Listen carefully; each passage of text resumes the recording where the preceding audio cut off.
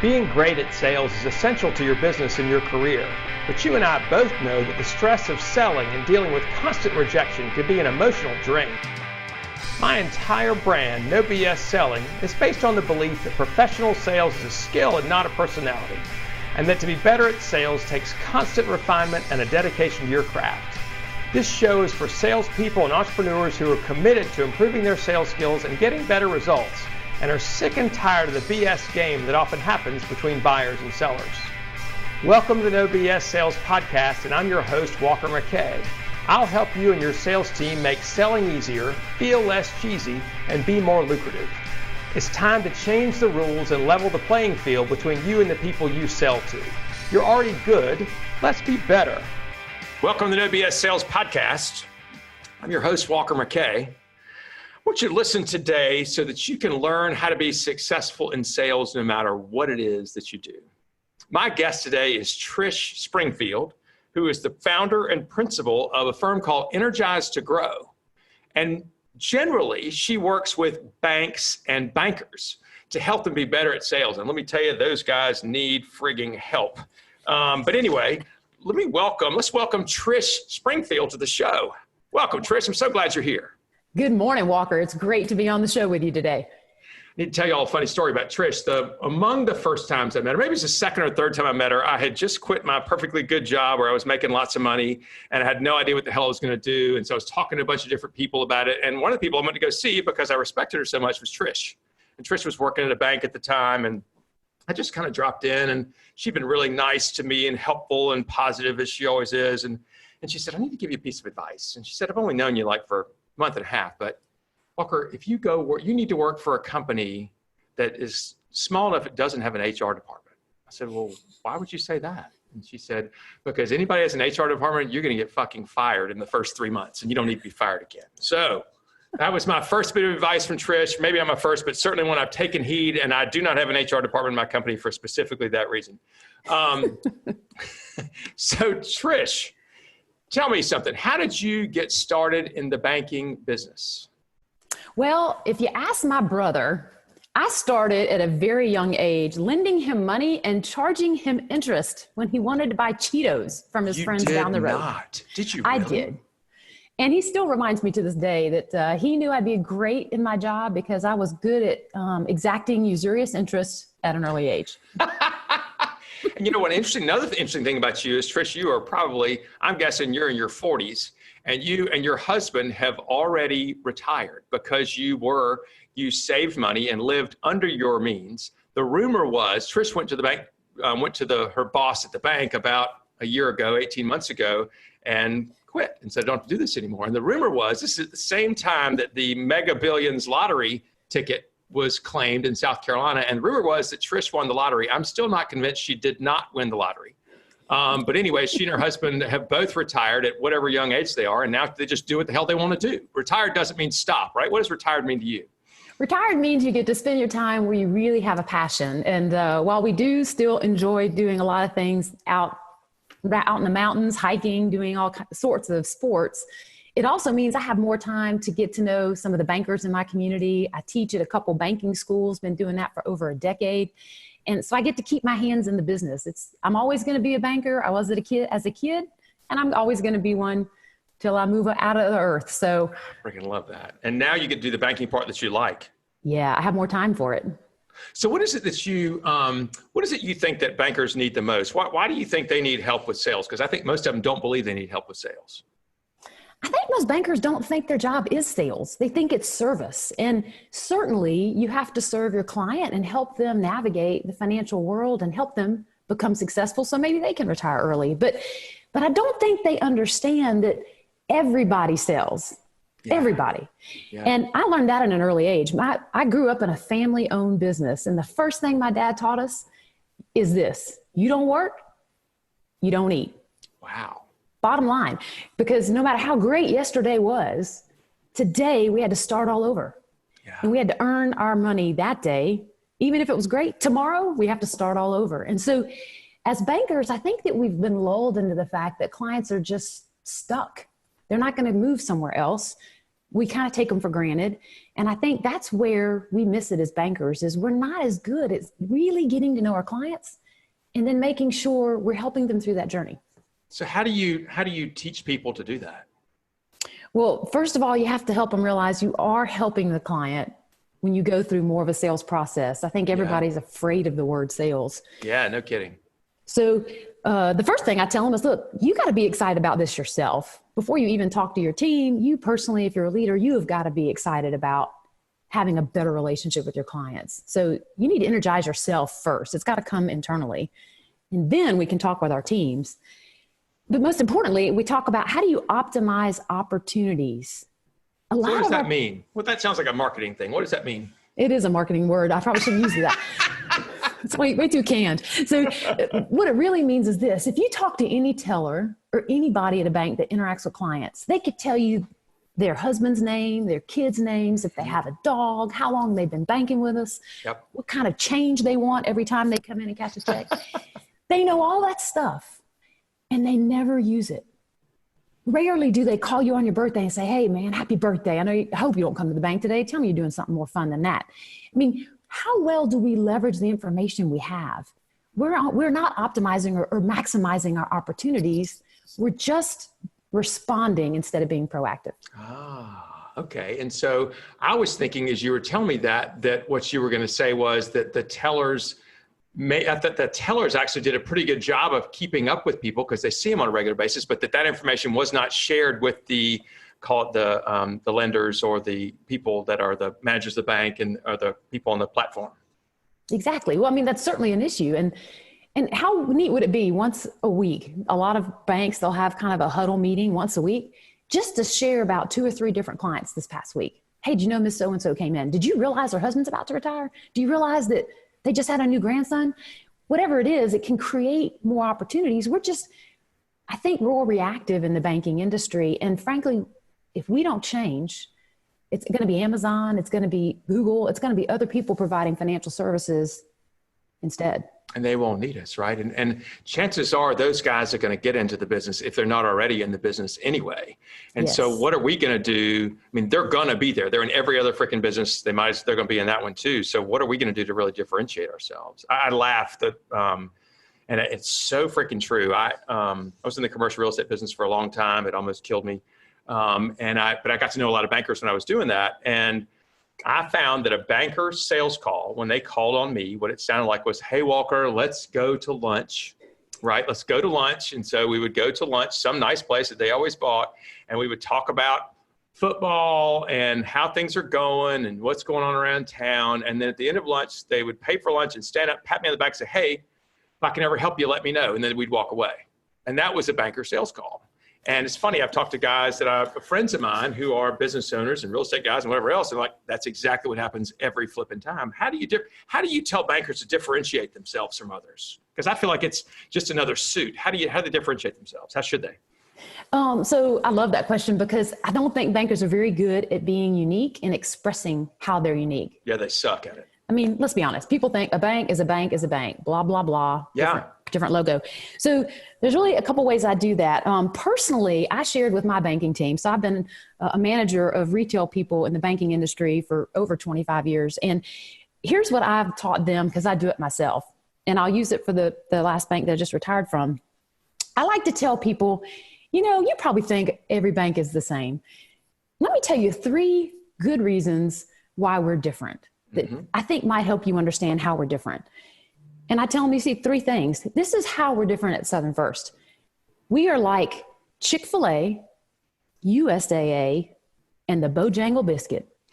Now, bear with me. Just hold on with me for a minute. Like Chick-fil-A, we are a values-based company. We are family and faith-based, which is quite unique in our industry. Second, like USAA, most people don't know, USAA serves the military all over the world. There's no way they can have branches everywhere.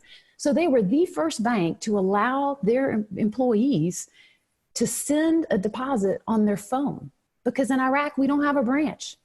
So USAA has heavily invested in technology. That's exactly what we do at our bank. And I know you're wondering, the third example is the Bojangle biscuit. If you take a piece of yeast a bread and you sit it out, it's going to be small, but if you let it, it'll grow. And so why do I use the Bojangle biscuit? Is because the way we grow at our bank is we grow organically.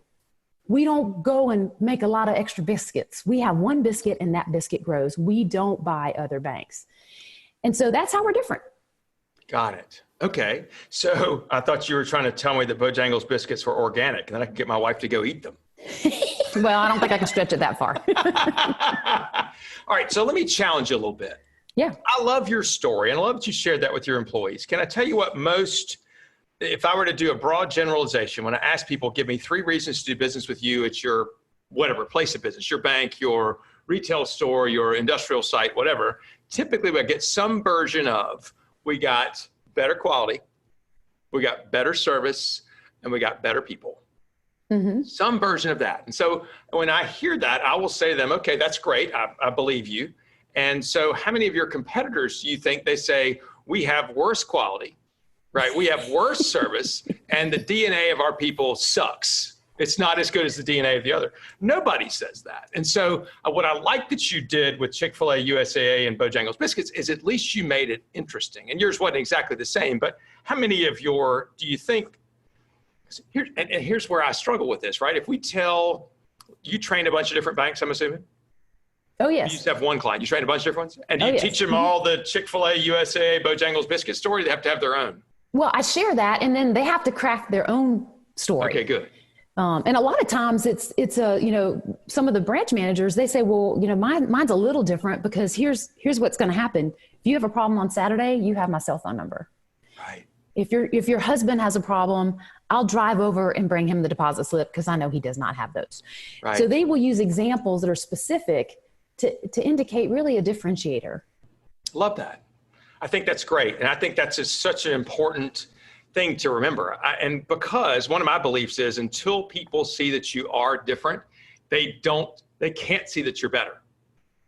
Until they see you're different, they can't see that you're better. Because if we all look at bankers as, these people in gray suits that all do the same thing, then all it's based on is price. And so there's got to be some reason, something that's important to me, how you're different, right? So before I can see that you're better. Exactly. So Trish, you sell your service, right? Absolutely. Tell me a story, and your ideal client is whom? Just so anybody listening that may need your help. Who's an ideal prospect for you? You don't have to give me the name, but describe them for me.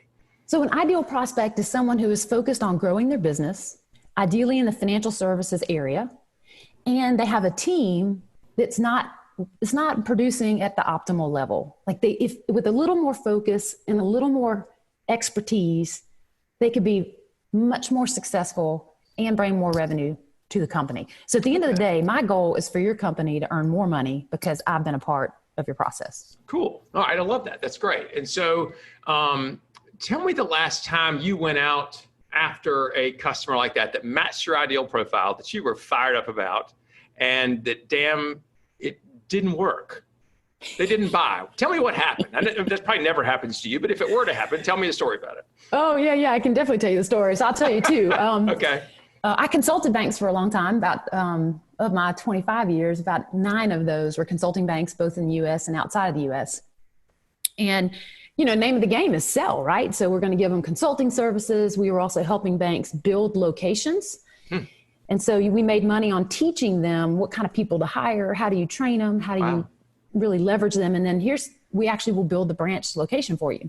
Like construction, build the branch location? Like construction. That's exactly right. Shit. That's kind of an all under one umbrella thing. Way to go. Yeah. So we try to make it easy for the client. Well, we had this really fast growing bank organization in the Midwest, and we knew them really well. They knew us and knew our quality. And so I was trying to land a really nice deal, a really sweet consulting package, also about 8 to 10 branch build out within a year and a half time frame. Nice. So it'd be great revenue. Yeah. So he was a little bit of a negotiator, and you have to get the consulting first because you got to figure out who you're going to hire and start working on that before you actually build the location. So we're haggling, and young me, I say, you know what, I'm going to discount the consulting package because you need it now and you really don't fully understand everything you need to do for your branch build out, but we also want to be your solution for the branch location build out. He's like, yeah. So let's do the contract now for consulting, and then we'll do the contract after consulting's done, then we'll actually do the contract for build out. So I got a lower price on consulting and he picked a different builder. Talk about classic screw up. Shit. Yeah. So lesson learned from that was what? You are worth what you're worth. Yep. Whether you buy 10 things or one thing. And so don't assume you're going to get it on the back end. Right. Or you might get it on the back end. Right. Or you might get it on the back end.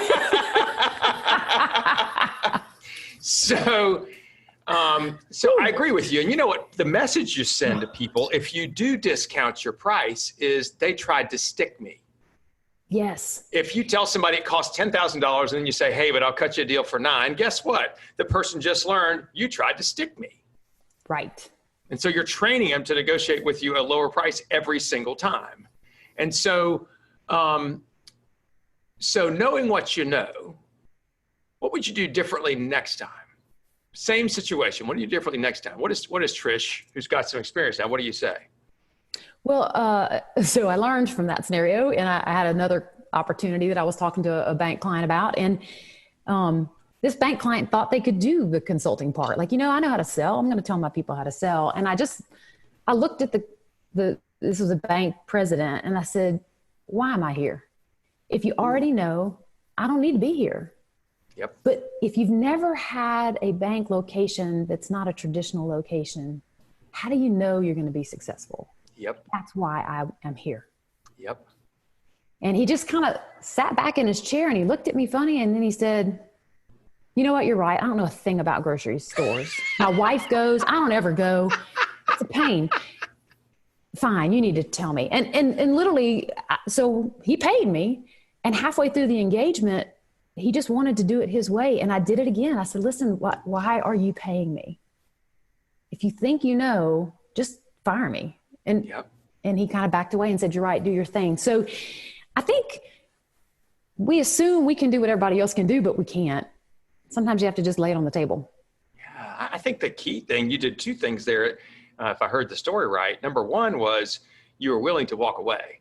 Yeah. And ultimately our leverage is our willingness to walk away, right? Is your prospect's belief in your willingness to walk away, no matter how much it hurts and how desperate. The thing I've had to learn the hard way about 4 million times is no matter how desperate you are to close the business, that makes absolutely no positive difference in your prospect's likelihood to buy, right? Mm-hmm. And so if your willingness to walk away and to show you're willing to walk away can help. And if they let you walk away, you didn't have anything in the first place. And I'd rather know it now sooner than later. So the second thing I think you did that was brilliant was you said, look, why am I here? And then you shut up. And you let him stew on that for a while, because that's where we also screwed up as we talk, blah, blah, blah, blah, blah. Just ask the question and shut up and let the person process it. So brilliant, Trish. Really, well, my really husband helps remind me that I need to shut up sometimes.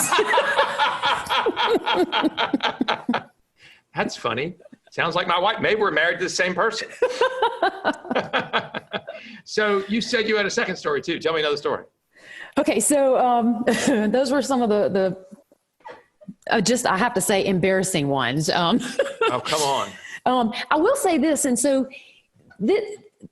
I'm just going to lay it out there. So I was young when I first started consulting these banks. And of course, they're probably wondering why you got a 30-year-old here telling me how to run my business. That's a little crazy. So I'm a Southern girl. I have a Southern drawl. I was born in Louisiana. And I figured out pretty quick, you know what? Here's how I think I can get some business. First of all, I'm a young girl. Most people that call on banks are dudes. Yes. So I'm different already. Yep. Second, why don't I had a chance to kind of choose what part of the country I was going to call on. And I said, give me the Northeast. I love it. Because people hate the cold if you're from the South, yep. which I am. And I talk different. Yep. So I got to tell you, I am the one that would travel to the Northeast in the winter. And I had one of my clients that I got a lot of business out of. She said, you're smart. I said, what do you mean? She said, you are the only person brave enough to come and see us when it's like below zero. How about that? Isn't that amazing? And I said, I knew you'd be available. It's kind of a quiet time for y'all. And I love the fact that I have access to you guys. It's not as busy of a season. And so I had to learn Nobody was calling on them at that time. Yeah. Number two, if you're a board, which most boards in the Northeast, when I was calling on them, they were all dudes. Yeah, sure. It's better to look at a female than look at just another dude. Amen. So I have to tell you, some of my success was just figuring out demographics. I think it's smart. And I think, I think you, I love your concept of going where, I mean, basic, it's going where others are not willing to go, right? Yeah. And you know, no kidding. I mean, I used to tell people that when it's raining outside, it's the best time to go knock on doors because nobody else is knocking on doors then. Right. I also call this time between Thanksgiving and New Year's the National Screw-Off Month because salespeople don't work this time of year. They just, it's the holidays, so nobody's buying anything. Well, shit, they're buying stuff. You're just not there in front of them. And you're guaranteeing yourself a shitty first couple of months in the next quarter too. And so I think that a good time now is to be prospecting and calling for appointments because your prospects now are making plans for next year. And so what a great time to be talking to them to see if you can help them at some point. So yeah, I think that's really, really good. One thing I'd add to that is I also had to learn, obviously, I was trying to be strategic about going to a place most people wouldn't go at a time they wouldn't go. But then I had to think about also, as we're having that conversation, I started by showing up and throwing up. Okay. I don't know if you've ever done it, but you're so new. Yeah. You show up, you have all this great information, and you want to puke it on them all at one time. Yep. And the first time I did it, I got to know kind of a junior person. It was another female, and she said, "Man, your solution is great, but oh my gosh, I think our board just doesn't get that involved in details." It was the best advice I ever got from her, and I realized. And I went back and I talked to my boss and I said, listen, it was good information, but I felt like I was literally puking on him. And he said, you probably were. Yeah. And you're a girl, so you might get another chance. But he said, here's what you need to do. He said, in my view of a successful call, the best call you could ever have is you walk into the boardroom, you set down all your material in the middle of the table, and then you sit back and say, tell me what you guys are thinking, and have a conversation. Mm-hmm. And if you ever even touch the book you put in the middle of the table, it's because you want to show them something that they asked for. Bingo. That's the best sales call, when they are driving you and you aren't driving them. You're spot on, Trish. And I think what you and I both believe is, while you said it, they're driving you, it's the person who's talking feels like they're in control, and the person who's asking questions is actually the one who's in control. So it's funny, a lot of sales training, and you know this, is go to be with the marketing people and learn all about your products and get excited about those. And so they call that sales training. And so when we go get in front of somebody and they'll talk to us, we want to vomit all of our fancy information that nobody ever asked us about. I think it was great you were self-aware enough to realize you were vomiting that information, because a lot of people never are. And then by asking questions and creating the conversation, I find if I ever hear myself answering a whole bunch of questions, it's another time I'm about to lose a sale. Yeah. I mean, there's a place for that, right? But certainly not at the beginning, and probably not in the middle. Am I answering a whole bunch of questions? Maybe at the end to answer the specific things that they need. And I love what your boss said. That's much better advice than my boss at the bank ever gave me. Take the stuff in there and don't, if you end up touching it, just show them something they asked about, because most people don't have that advice. My boss's advice at the bank was, Walker, you just got to ask the right questions. And he kept saying that, ask the right questions. And I finally said, damn it, what are the right questions? And he said, you're just not paying attention.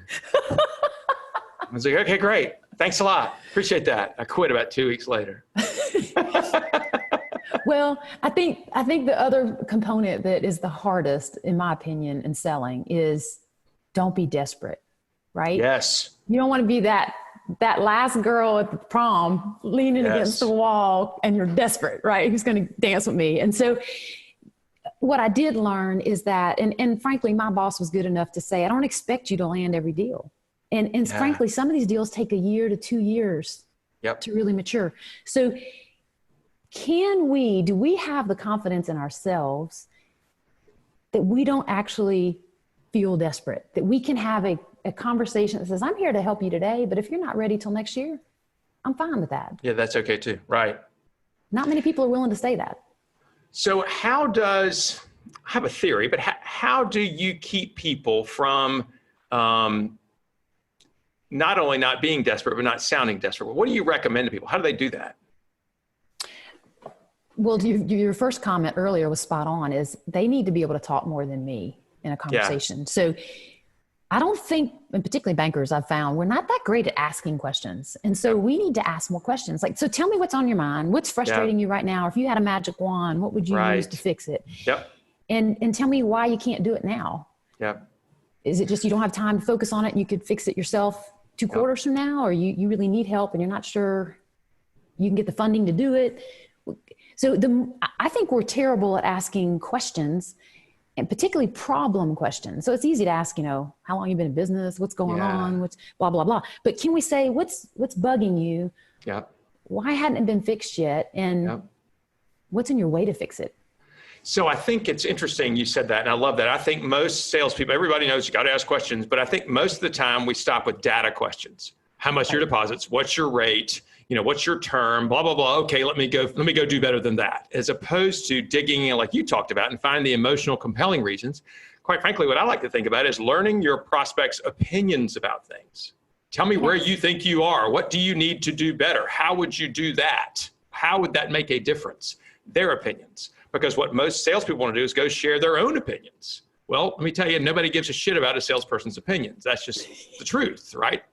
Until they've paid you, they don't give a shit about your opinions. And so our job should be, if we want to do this effectively and really build a strong business connection, is to go learn their opinions about what's going on in their business and their life, and not go share how friggin' smart we are. And when they do tell you their opinion, this is, I think, the last biggest gap that people are missing is, let's say he tells you what's going on and what his problems are in the business. Then we pounce, right? Like, oh my gosh, it's an opportunity, pounce. And instead, we need to pause, not pounce, pause. Love that. And then ask more. So what would it mean, Walker, if you actually had access to that capital now? What would it mean for your expansion if you had another partner? What would it mean if you had to wait another year? Like, I see where you're going. What would the timing be like? And what would it mean if it was faster or slower? And then he's telling us, oh gosh, I need this sooner. Like if I had access to capital now, then I could be in that next state sooner. So I love that. I tell people, don't be a buzzard on a wire waiting for the thing, to jump on something before it's ready. I learned this, and I think I've shared this a couple times on the podcast, but it's fascinating to me that your brain can operate at you can process words about 125 words a minute. 1,250 words a minute. Yet we can only speak at roughly between 85 and 105 words a minute if we're talking quickly. And so at any given time, and our thoughts are blowing through our head like clouds. And so at any given time, if you ask somebody their opinion on something, you'll learn about 8% of what they think about it. And it's by asking those follow-up questions that you talked about that we can go from 8% to 16% to 24 and on up. So 7 or 8 follow-up questions, all of a sudden you can learn most of what they're thinking about that subject. So super important with the follow-up questions and not just questions. Trish, I got to tell you, I always love talking to you, and this has been super fun. I love a couple things that you said, and I completely agree with them. One is, don't be desperate. Don't let your prospect think that you're desperate. Don't act desperate. Don't be desperate. And it's so important. And some people are like, well, I got to show them how much I care. I want their business. Bullshit. Right? Don't be freaking desperate, and telling them how much you care about how much you want their business is being desperate. I promise. The second thing is instead of pouncing, to pause. And I think that is a great lesson that needs to be shared. And it's something that I screw up. And I'm sure there's at least one other person, my mom, listening to this podcast, who probably should pause before she pounces. Anyway, thank you so much. Trish, how would people find you if they want to get in touch with you? How would they learn more, whatever? How would they find you? I would welcome them to check me out on my website. It's Energize2 Grow. Energize2Grow, because I think people won't grow unless they're somehow motivated or energized to do it. Perfect. Anything else? You on LinkedIn, right? Oh, absolutely. I'm on LinkedIn. Pretty much every social media outlet I'm under Energize2Grow. And I'd love to have a conversation. And if you mention this podcast, I got a freebie for you. Hell yes. So this is Trish Springfield with Energize2Grow. No BS sales team. I hope you have thoroughly enjoyed this like I have. Trish is delightful. And if your bank team needs help and you need consulting, I highly recommend Trish. She is a badass and she's fun and she's funny and she brings a lot of energy and I'm going to call it brilliance. And it's not just in her brain, because that's brilliant too, but in just the way she carries herself there's a brilliance about her, and I love that, and I highly recommend her. So No BS sales team, thank you for listening. Thank you for being a part of this. If there is a freebie that I have, it's called 7 Sales Mistakes. It's a video series of 7 mistakes that maybe one of those you might be making. It's www.7salesmistakes.com. Check that out. I have a newsletter as well that comes out weekly. And if you want to be on the newsletter list, I send out a copy of the podcast, a couple of videos that I've done, some books and articles that I'm reading. Comes out every week just to let you know kind of what's going on out there, some tips. To get on the newsletter list, go to text the letters NOBS, no BS, one word, NOBS, NOBS to the number 66866. So thank you very much, Trish. You're the best. I appreciate you. And No BS sales team, have a great week.